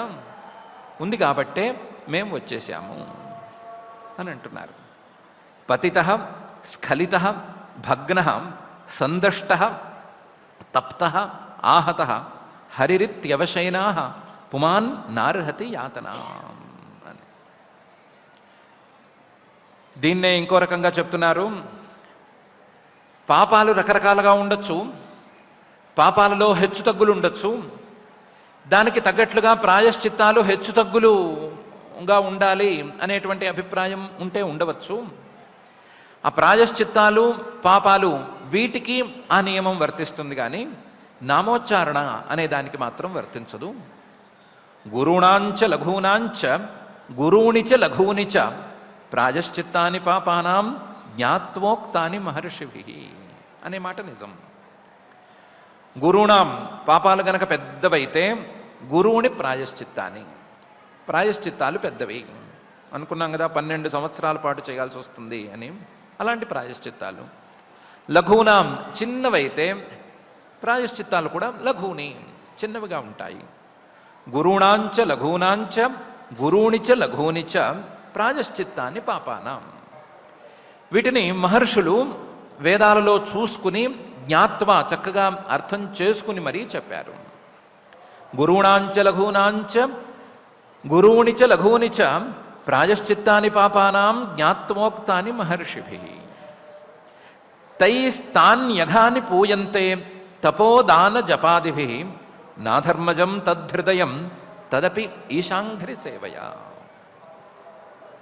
తైః ఆ ప్రాయశ్చిత్తాలన్నీ కూడా తాన్యఘాని పూయంతే, ఆయా పాపాలను పోగొడతాయి. ఆ ఏమం ప్రాయశ్చిత్తాలు అవ్వచ్చు, తపస్సులు అవ్వచ్చు, దానాలు అవ్వచ్చు, జపాదులు అవ్వచ్చు, ఏమైనా కావచ్చు. తపో దాన జపాదిభి, మహర్షులు చెప్పినటువంటి వేదాలలో ఉన్నటువంటి ప్రాయశ్చిత్తాలు, పాపాలకు ప్రాయశ్చిత్తాలు, పాపాలకు తగ్గ ప్రాయశ్చిత్తాలు తపోదాన జపాదులు. ఇవి పెద్దవైతే పెద్దవి, చిన్నవైతే చిన్నవి, ఆయా పాపాలను పోగొడతాయి. తైస్తాన్యఘాని పూయంతే తపోదాన జపాదిభి. కానీ ఇవేవి కూడా తప్పు చేసిన వాడి యొక్క హృదయాన్ని స్పృశించవు, హృదయం జోలికి పోవు. పాపం, ప్రాయశ్చిత్తం ఈ రెండు కొట్టుకుంటూ ఉంటాయి. తప్పు చేసిన వాడి యొక్క హృదయాన్ని ఏ ప్రాయశ్చిత్తము ముట్టుకోదు. నా అధర్మజం తద్ధృదయం, అందులోనూ అధర్మము, అధర్మం తాలూకు సంస్కారాలు నిండి ఉన్నటువంటి తప్పు చేసిన వాడి యొక్క హృదయాన్ని ఈ ప్రాయశ్చిత్తాలు ముట్టుకోవు. హృదయాన్ని ముట్టుకోవు, ఆ హృదయంలో ఉండేటువంటి అధర్మ సంస్కారాలను కూడా ముట్టుకోవు. ఇతనితో మళ్ళీ తిరిగి చేయించేవి ఈ అధర్మంతో నిండినటువంటి హృదయం కానీ, లేదా హృదయంలో ఉన్నటువంటి అధర్మ సంస్కారాలను కానీ కదా. ఈ సంస్కారాలను కానీ, ఈ హృదయాన్ని కానీ ఈ ప్రాయశ్చిత్తాలు ముట్టుకోవు.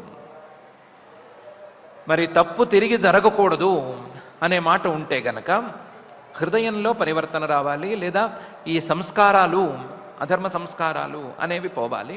అవి పోవాలి అంటే తదపి ఈశాంఘ్రి సేవయ, ఆ పరమేశ్వరుడి యొక్క పాదాలను సేవించడం ద్వారా ఇది జరుగుతుంది. పరమేశ్వరుడి యొక్క పాదాలను సేవించటం అనేది ఇందాక మనం చెప్పుకున్నటువంటి ప్రొసీజర్లో నామోచ్చారణ దగ్గర నుంచి ఆయన యొక్క స్వరూపం మీద ప్రేమను పెంచుకోవటం వరకు ఉండేటువంటి సేవా మార్గంలో ఇది జరుగుతుంది.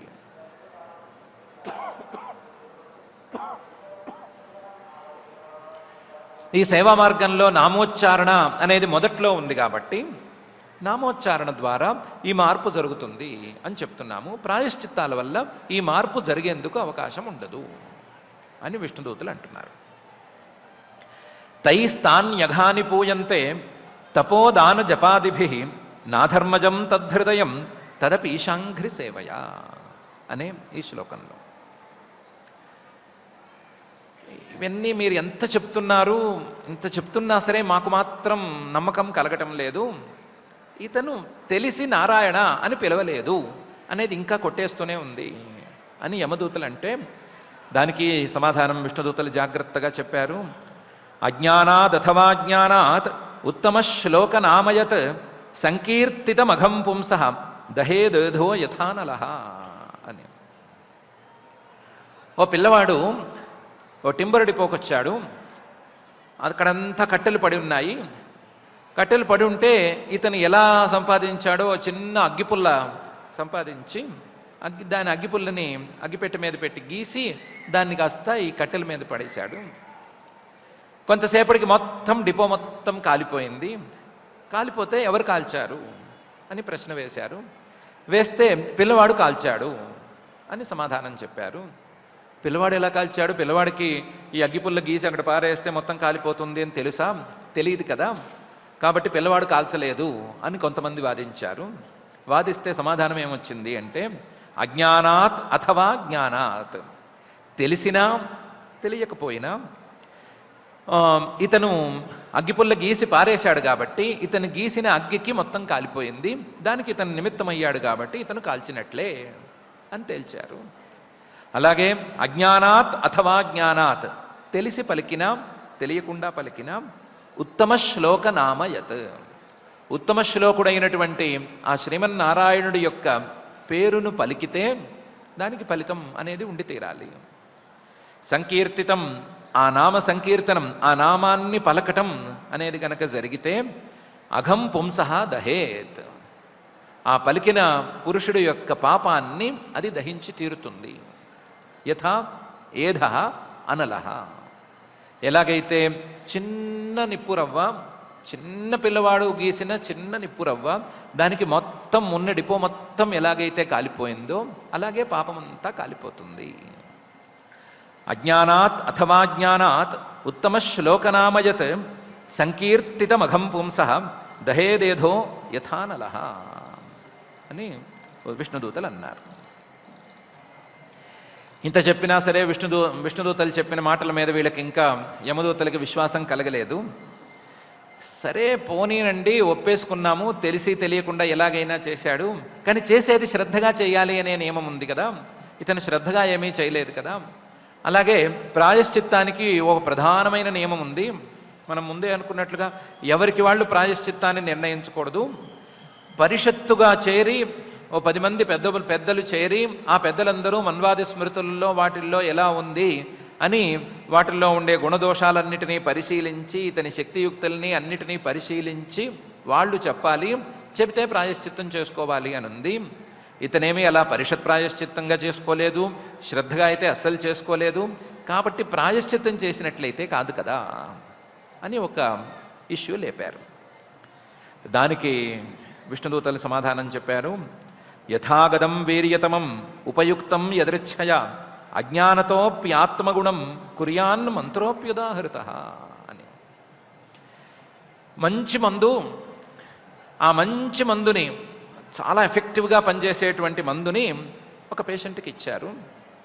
అగదం వీర్యతమం. ఆ పేషెంట్కి మందు మీద నమ్మకం లేదు, మందు ఇచ్చిన డాక్టర్ మీద అస్సలు నమ్మకం లేదు. ఉపయుక్తం యదృచ్ఛయ, కానీ కుటుంబంలో అందరూ బలవంత పెడుతుంటే అందరూ పెట్టే ప్రెషర్కి లొంగి ఉపయుక్తం యదృచ్ఛయ నోట్లో వేసుకున్నాడు. యదృచ్ఛయ వేసుకునేటప్పుడు శ్రద్ధగా ఏమీ వేసుకోలేదు, ఇది మందు అని అనుకునే వేసుకున్నాడు, శ్రద్ధగా వేసుకోలేదు, నమ్మకంతో వేసుకోలేదు. కానీ ఆ మందు ఇతనికి పనిచేసిందా పనిచేయలేదా? పనిచేస్తుందనే చెప్పాలి. అజానతోపి, శ్రద్ధ లేకపోయినా ఆత్మగుణం, తన ప్రభావాన్ని తను చూపించవలసిందే మందు అనేది. అలాగే కుర్యాన్ మంత్రోప్యుదాహృత, మంత్రం నారాయణ అనేటువంటి మంత్రం కూడా తెలియకపోయినా శ్రద్ధ లేకపోయినా ఎలా ఉన్నా సరే పలికితే అంటే నోట్లోకి వెళితే ఖచ్చితంగా పనిచేస్తుంది.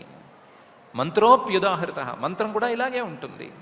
నారాయణ అనేటువంటి మంత్రం శ్రద్ధ ఉంటే అద్భుతంగా పనిచేయచ్చు మందులాగానే, డాక్టర్ మీద నమ్మకం ఉంటే ఇంకా తొందరగా పనిచేయచ్చు, ఇంకా ఎఫెక్టివ్గా పనిచేయచ్చు. కానీ మంచి మందు అనేది మాత్రం ఏమీ లేకపోయినా సరే నోట్లోకి వెళ్తే పనిచేస్తుంది.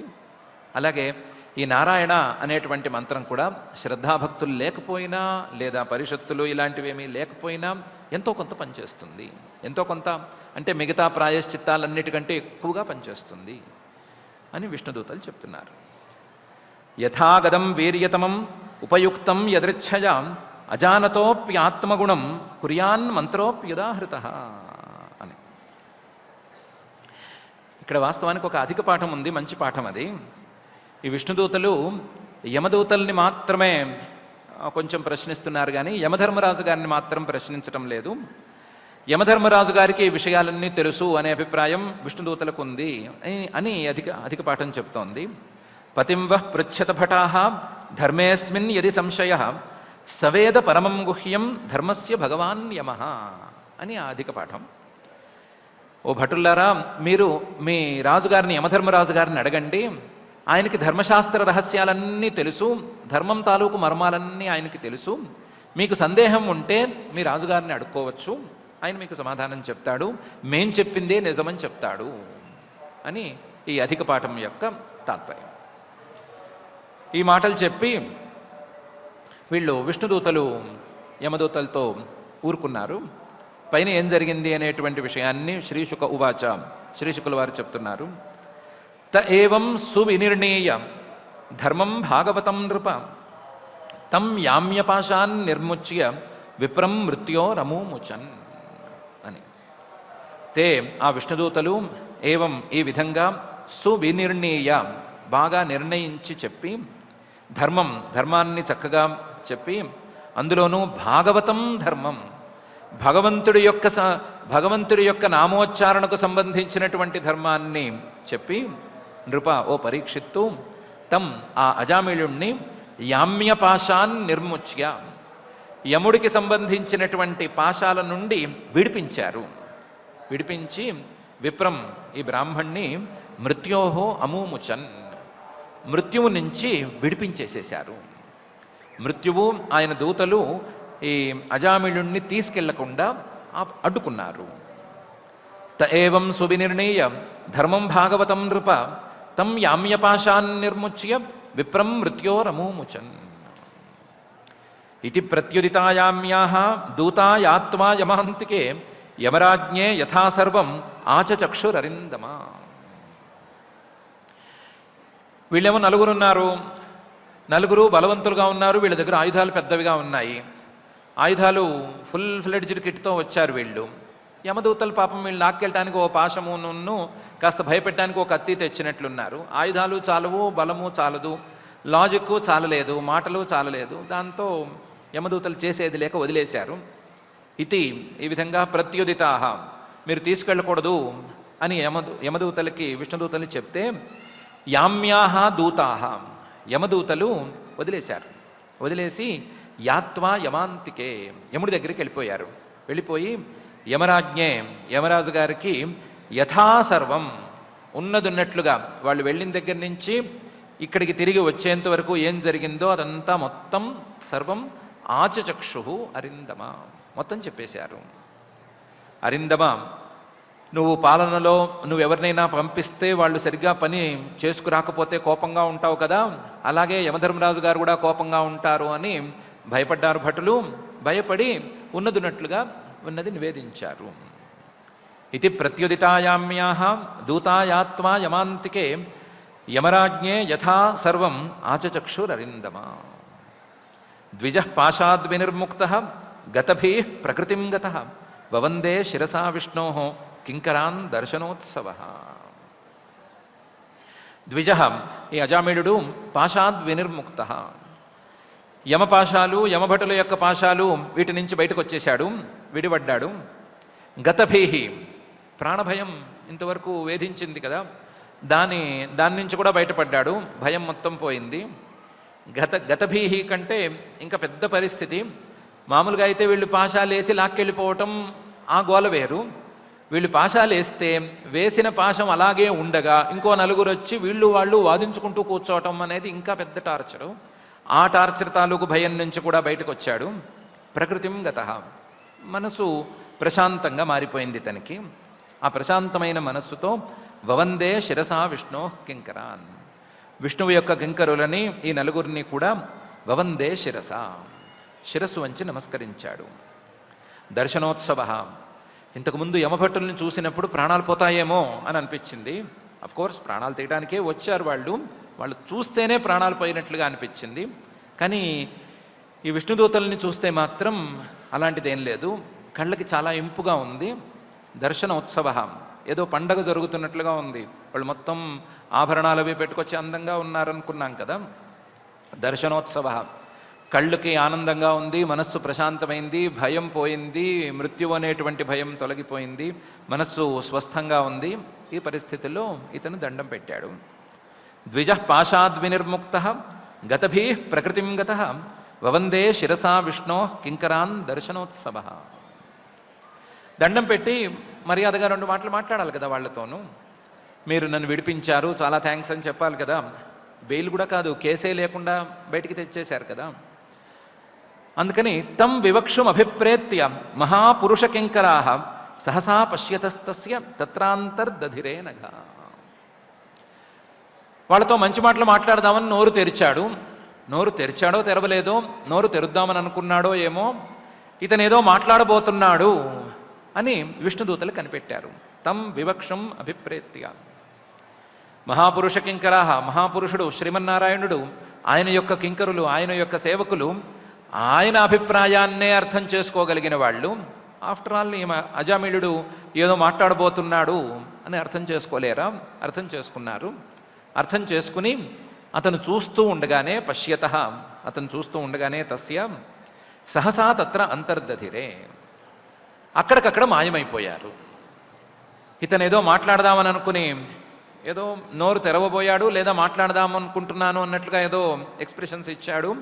అవి చూసిన వెంటనే వాళ్ళు అక్కడికక్కడ మాయమైపోయారు. ఇతను చూస్తూ ఉండగానే మాయమైపోయారు. అనగా ఓ పాపాలు లేని పరీక్షిత్తు, విష్ణు కింకరులు ఈ పని చేశారు అని మహర్షి గారు పరీక్షిత్తుతో చెప్తున్నారు. తం వివక్షం అభిప్రేత్య మహాపురుషకింకరా సహసా పశ్యతస్తస్య తత్రాంతర్దధిరే నఘ అని. వీళ్ళు మాయమైపోతే అజామిళుడి పరిస్థితి ఏంటి అనే సంగతి తర్వాత చూసుకుందాము. అజామిళుడి పరిస్థితి కంటే మనం చర్చించుకోవాల్సిన అంశాలు నిజంగా చాలానే ఉన్నాయి. నామోచ్చారణ తాలూకు గొప్పదనము, ఆ నామోచ్చారణ సత్కర్మాచరణ చేసేటప్పుడు చేస్తే వచ్చే ఫలితం, ఆ నామోచ్చారణ పాపాలకు ప్రాయశ్చిత్తంగా చేస్తే వచ్చేటువంటి ఫలితం, అసలు పాపాల సంకల్పమే మనసుల్లో లేకుండా చేసుకోవటానికి నామోచ్చారణ చేసుకునేటువంటి విధానం, వీటన్నిటి మీద ఈరోజు చాలా మంచి చర్చే నడిచింది. ఆ చర్చలో ప్రతి ఒక్క పాయింటు ప్రధానమైన పాయింటే కాబట్టి దాన్ని మనం జాగ్రత్తగా గమనించుకుందాం. అయితే ఈ వృత్తాంతం అంతా విన్న తర్వాత, మొత్తం వినకపోయినా కొంత విన్న తర్వాత అయినా అజామిళుడు ఒక్కసారి నారాయణ అని పలికాడు. పలికినందుకే ఇంత ఫలితం వచ్చింది కాబట్టి మనం కూడా ఒక్కసారి పలికేస్తే చాలు, నారాయణ అని పలికేస్తే చాలు, మనకి అంత ఫలితం రావాలి, రాకపోతే ఇది అబద్ధమైపోతుంది అనే లాజిక్ మన మనసులో ఉంటే ఉండొచ్చు. దాన్ని ఇంకో రకంగా ఆలోచించుకుందాం. మనం పెట్టుబడి పెట్టుకుందాం. పెట్టుబడి పెట్టేటప్పుడు అనుసరించేటువంటి నియమాలని ఇక్కడ అనుసరించుతాం. పెట్టుబడి పెట్టేటప్పుడు ఎలాంటి నియమాలను అనుసరిస్తాం? పెట్టుబడి స్టాక్లో పెట్టచ్చు, మార్కెట్లో పెట్టచ్చు, కమోడిటీస్లో పెట్టచ్చు, లేకపోతే ఇంకో చోట పెట్టచ్చు, మ్యూచువల్ ఫండ్స్ ఉన్నాయి, ఏవో ఇప్పుడు రకరకాల ఇవన్నీ వస్తున్నాయి, వాటన్నిటిలో పెట్టుబడులు పెట్టుకోవచ్చు. పెట్టుబడి పెట్టుకున్నవాడు పొద్దున్న లేస్తూనే ఏం చేస్తాడు అంటే ఒకసారి పేపర్ తెరిచి, ఆ మధ్య పేపర్ ఒకసారి తెరిచి, ఈరోజు మార్కెట్ ఎక్కువలో ఉందా తక్కువలో ఉందా, ఈరోజు నేను పెట్టుబడి పెట్టినటువంటి కంపెనీల షేర్స్ ఎలా ఉన్నాయి, వాటి వాల్యూస్ ఎలా ఉన్నాయి, దాని గురించి మార్కెట్లో ఏం న్యూస్ ఉంది, ఆ పేపర్లో ఎలా ఉంది, ఈ పేపర్లో ఎలా ఉంది అని ఆలోచిస్తాడు. అలాగే ఈ పెట్టుబడి ఇక్కడి నుంచి తీసేసి ఇంకో చోటకు మార్చుకోవాలా, దీనికంటే ఇంకొక లాభం ఉండేటువంటి పెట్టుబడి ఏమైనా ఉందా అని ఆలోచిస్తూనే ఉంటాడు. కొన్ని సాఫ్ట్వేర్లు ఉన్నాయి పెట్టుబడులని, వాటి యొక్క లాభ నష్టాలని నిర్ణయించడానికి, కరెక్షన్స్, రకరకాల పరిభాషలు ఉంటాయి కదా, వాటన్నిటినీ నిర్ణయించడానికి కొన్ని సాఫ్ట్వేర్స్ ఉన్నాయి. యాప్స్ కూడా వచ్చినాయేమో తెలియదు. కొన్ని ల్యాప్టాప్స్లో కానీ సిస్టమ్స్లో కానీ అసలు ఓపెన్ చేస్తే ఓ మూల చిన్న ఇది కనిపిస్తూనే ఉంటుంది, దాన్ని ఒక్కసారి చూస్తూనే ఉంటారు. అదేదో మనకి అర్థం కాని భాషలో పైకి కిందకి ఉండేటువంటి ఇండెక్స్ని గమనిస్తూనే ఉంటారు. పెట్టుబడులు పెట్టిన వాళ్ళు వాళ్ళ తిప్పలు వాళ్ళు పడుతూ ఉంటారు. మొత్తం మీద పెట్టుబడి పెట్టినవాడు ఏం చేస్తున్నాడు? ఆ పెట్టుబడి గురించే ఆలోచిస్తున్నాడు.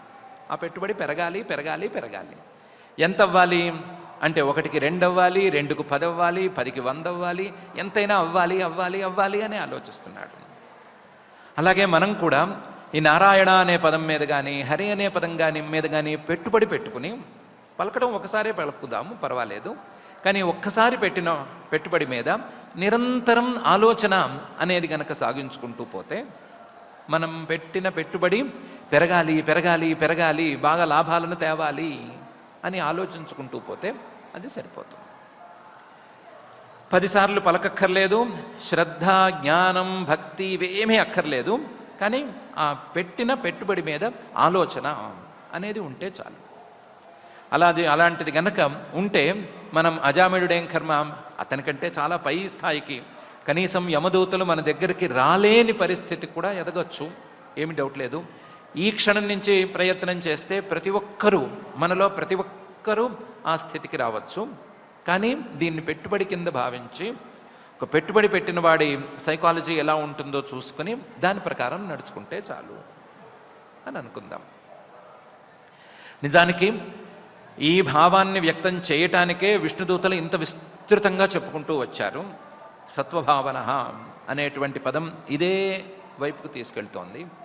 కాబట్టి ఇదేమీ మనం కల్పించుకున్న ఉదాహరణ అనే అభిప్రాయంతో కాకుండా, నిరంతర ధ్యాస అనేటువంటి దానికి దిక్సూచిగా ఈ వృత్తాంతాన్ని, విష్ణుదూతలు చెప్పినటువంటి ఈ మాటల్ని మనం అర్థం చేసుకుందాం. అర్థం చేసుకుని మన మనస్సు ఏం చేస్తున్నా, ఎన్ని పనులు చేస్తున్నా, ఏం చూస్తున్నా సరే ఆ ఇండెక్స్ చూస్తూ ఉన్న వాడి చూపుల్లాగా నిరంతరం భగవంతుణ్ణే చూస్తూ ఉండే, లేదా భగవంతుణ్ణి ఒక కోణంలో పెట్టుకుని చూస్తూ ఉండేటువంటి పరిస్థితికి ఎదగాలి అని ఆ భగవంతుణ్ణే, ఆ మహత్తమ హృదంతర నిరంతర నివాసి అయిన శ్రీనివాస పరమాత్ముణ్ణే భక్తిగా ప్రార్థించుకుందాం. ఆ ప్రార్థనతో కొంచెమే ఆలస్యమైంది, ఎక్కువేమవ్వలేదు. పారాయణ కార్యక్రమాన్ని ప్రారంభించుకుందాం. ఈరోజు మనం 6వ స్కంధంలో 2వ అధ్యాయంలో శ్లోకాలు పారాయణ చేసుకుంటున్నాం. అథ శ్రీమద్భాగవతే పారమహంస్యాం సంహితాయాం షష్ఠస్కంధే ద్వితీయోऽధ్యాయః శ్రీశుక ఉవాచ ఏవం తే భగవద్దూతాః యమదూతాభిభాషితం ఉపధార్యాథ తాన్ రాజన్ ప్రత్యాహుర్నయకో విదాః విష్ణుదూతా ఊచుః అహో కష్టం ధర్మదృశాం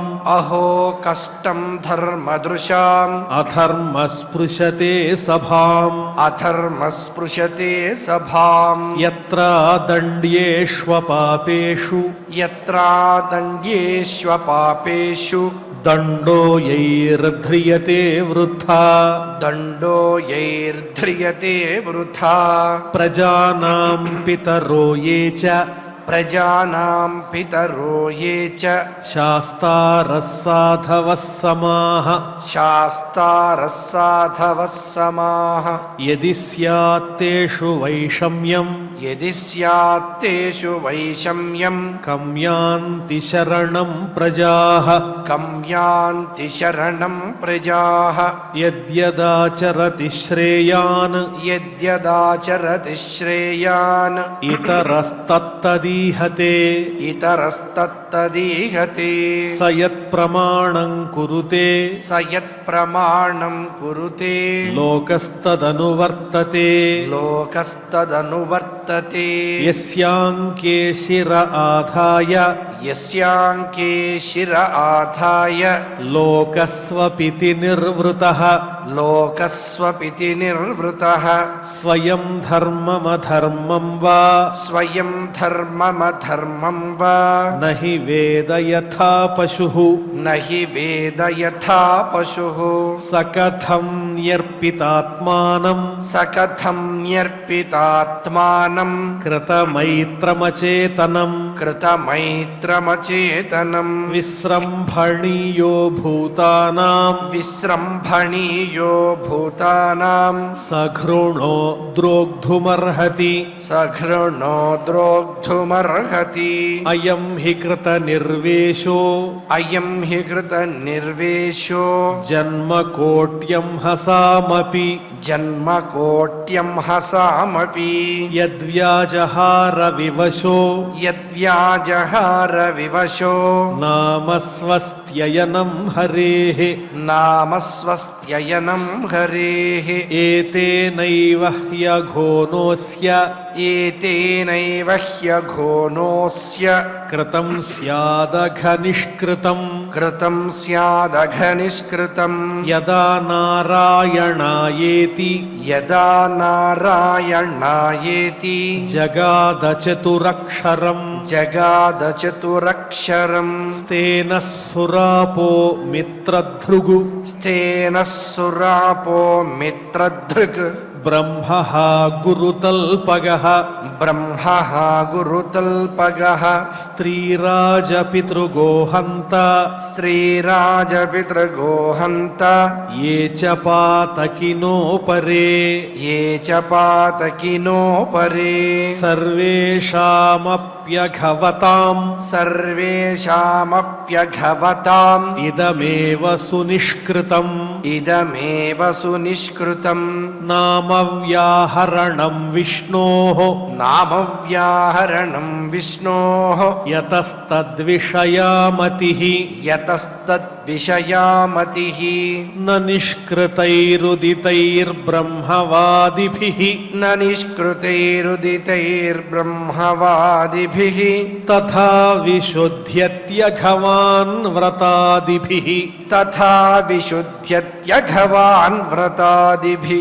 యథా హరేర్నామ పదైరుదాహృతైః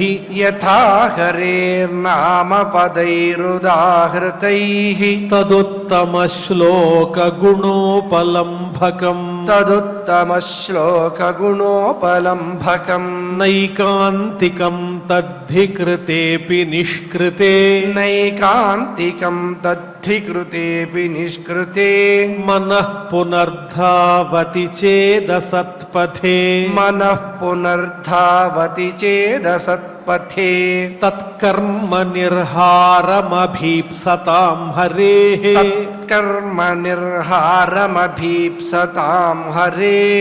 గుణానువాదః ఖలు సత్వభావనః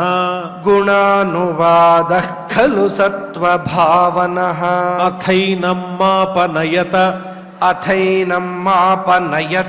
కృతాశేషాఘనిష్కృతం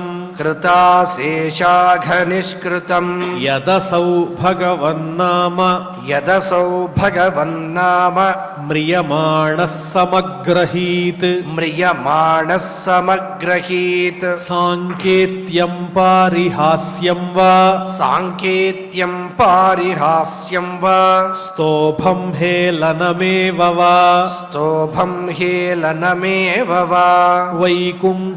వైకుంఠనామగ్రహణం అశేషాఘహరం విదుః పతితస్ఖలితో భగ్నః సందష్టస్తప్త ఆహతః హరిరిత్యవశేనాః పుమాన్నార్హతి యాతనాం గురూణాంచ లఘూనాంచ గురూణి చ లఘూని చ ప్రాయశ్చిత్తాని పాపానాం జ్ఞాత్వోక్తాని మహర్షిభిః తైస్తాన్యఘాని పూయంతే తపోదాన జపాదిభిః నాధర్మజం తద్ధృదయం తదపీశాంఘ్రిసేవయా అజ్ఞానాదథవాజ్ఞానాత్ ఉత్తమశ్లోకనామయత్ సంకీర్తితమఘం పుంసో దహేదేధో యథా నలః యథా గదం వీర్యతమం ఉపయుక్తం యదృచ్ఛయా అజానతోప్యాత్మగుణం కుర్యాన్మంత్రోప్యుదాహృతః శ్రీశుక ఉవాచ త ఏవం సువినిర్ణీయ ధర్మం భాగవతం నృప తం యామ్యపాశాన్ నిర్ముచ్య తం యామ్యపాశాన్ నిర్ముచ్య విప్రం మృత్యోరమూముచన్ ఇతి ప్రత్యుదితాయామ్యాః దూతాయాత్వాయమాంతికే యమరాజ్ఞే యథా సర్వం ఆచచక్షురరిందమ ద్విజః పాశాద్వినిర్ముక్తో గతభీః ప్రకృతిం గతః వవందే శిరసా విష్ణోః కింకరాన్ దర్శనోత్సవః తం వివక్షుమభిప్రేత్య మహాపురుష కింకరాః సహసా పశ్యతస్తస్య తత్రాంతర్దధిరే నఘ ఇతి శ్రీమద్భాగవతే పారమహంస్యాం సంహితాయాం షష్ఠస్కంధే ద్వితీయాధ్యాయే శ్లోకాః. ఓం నమో వెంకటేశాయ. ముక్తికాంతైకాంతమోహనకృత్యముల్ కెలిమై హరినామ కీర్తనములు సత్యలోకానంద సౌభాగ్యయుక్తముల్ కేలిమై హరినామ సంకీర్తనములు మహిత నిర్వాణ సామ్రాజ్యాభిషిక్తముల్ కేలిమై హరినామ కీర్తనములు బహుకాల జనిత తపఃఫల సరముల్ కేలిమై హరినామ కీర్తనములు పుణ్యమూలంబులు అనపాయ పోషకంబులు అభిమతార్థంబులు అజ్ఞాన హరణకరములు ఆగమాంతోపలబ్ధంబులు అమృత సేవలు ఆర్తశుభములు హరినామ కీర్తనములు అని ఆ నారాయణ నామ వైభవం గురించి ఏ స్థితిలో ఉన్నా ఏ గతిలో ఉన్నా ఎటువంటి మతితో ఉన్నప్పటికీ కూడా ఆ నారాయణ నామాన్ని ఉచ్చరిస్తే కలిగేటువంటి వైభవాన్ని సాక్షాత్తు ఆ నారాయణ సేవకుల ద్వారా మనకు ఈనాడు ఆచార్య ముఖతః శ్రీమద్భాగవత అమృత రసాస్వాదాన్ని గావించారు. దేవదేవుడైనటువంటి ఆ శ్రీయపతి ఇటువంటి భాగ్యాన్ని నిరంతరం మనకు అందించి అలా ఇతర భక్తులకు ఏ రకంగా స్వామి ఉద్ధరించాడో అలా మనల్ని కూడా ఉద్ధరించమని ఆ చరణ కమలములను బట్టి మనం గట్టిగా అడుగుతూ యథాప్రకారం క్షమాప్రార్థన దగ్గర నుంచి మంగళాంత శ్లోకం వరకు పఠిస్తూ మంగళాంతంగా నేటి ఈ అధ్యయన కార్యక్రమానికి పరిసమాప్తిని పలుకుదాం. అథ క్షమా ప్రార్థనా యదక్షరపదభ్రష్టం మాత్రాహీనం చ యద్భవేత్ తత్సర్వం క్షమ్యతాం దేవ నారాయణ నమోస్తుతే. అథ భగవత్సమర్పణం కాయేన వాచా మనసేంద్రియైర్వా బుద్ధ్యాత్మనా వా ప్రకృతే స్వభావాత్ కరోమి యద్యత్ సకలం పరస్మై నారాయణాయేతి సమర్పయామి. అథ లోకక్షేమ ప్రార్థనా సర్వే భవంతు సుఖినః సర్వే సంతు నిరామయాః సర్వే భద్రాణి పశ్యంతు మా కశ్చిద్ దుఃఖభాగ్ భవేత్. అథ మంగళం శ్రియః కాంతాయ కళ్యాణ నిధయే నిధయేర్థినాం శ్రీవేంకట నివాసాయ శ్రీనివాసాయ మంగళం. ఓం